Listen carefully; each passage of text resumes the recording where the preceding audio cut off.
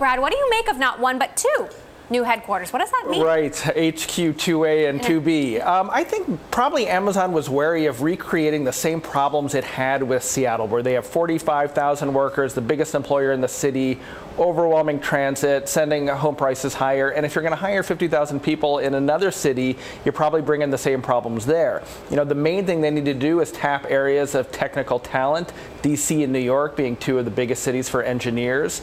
And they probably decided, you know, they could go smaller in each city, get the tax benefits and tap those resources of talent, but avoid some of the problems. Right. Governor Andrew Cuomo said he'd change his name to Amazon Cuomo if it would help them. They should hold him to that. To New York. Jenny, these are obviously two already well-established metropolitan areas. What does Amazon coming in and hiring 25,000 new workers in each place, how does that actually change the cities? Well, these are two of the regions that probably can absorb a new Amazon headquarters better than most other candidates. As you said, they have a lot of talent there already. There's a good possibility that Amazon will hire a lot of local people as well as bringing some in from the Seattle headquarters. What we're concerned with is not just the regional impacts, but the local impacts.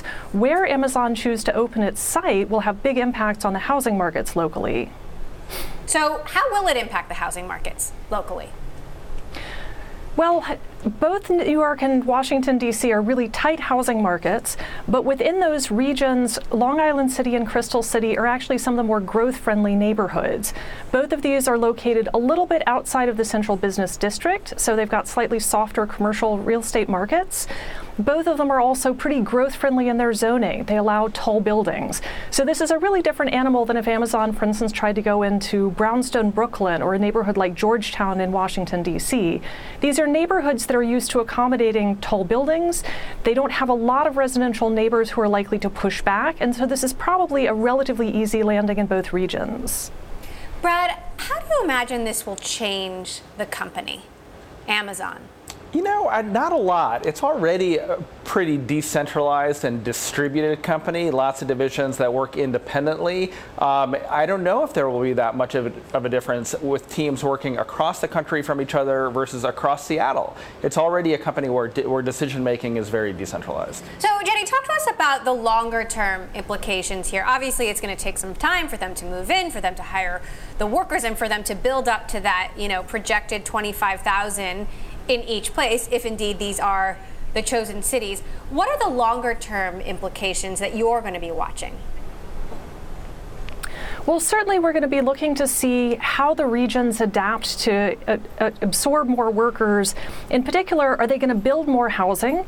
Is the demand for housing going to be right near the campus? So in Seattle, for instance, a lot of the workers are within walking and biking distance. These are both neighborhoods that can absorb some people within walking distance, but probably they'll need to build more. And both of the regions need to think about making their zoning more flexible.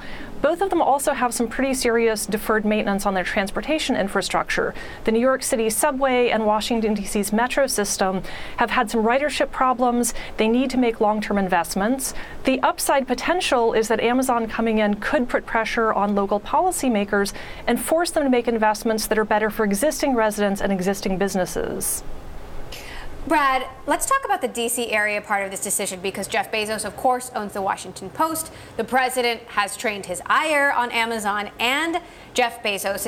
It puts him even closer to that, as well as, you know, the regulatory scrutiny that could be coming, which we always talk about. What are the implications? Yeah, and yet I think Amazon probably doesn't view the government as an adversary as much as a potential customer, right? All the things you say are true, but the Pentagon is a huge AWS customer.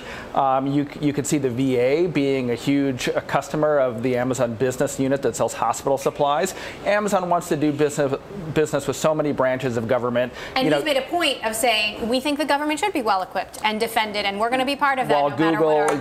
While Google is pulling out of the Pentagon's JEDI contract, Amazon is still there and is favored to win it. So yes, there are some regulatory and antitrust problems, but I think the opportunities and the potential upside of being close to government, particularly over the long term when the current administration will no longer be there, they probably take that view and look at some of the potential long-term opportunities.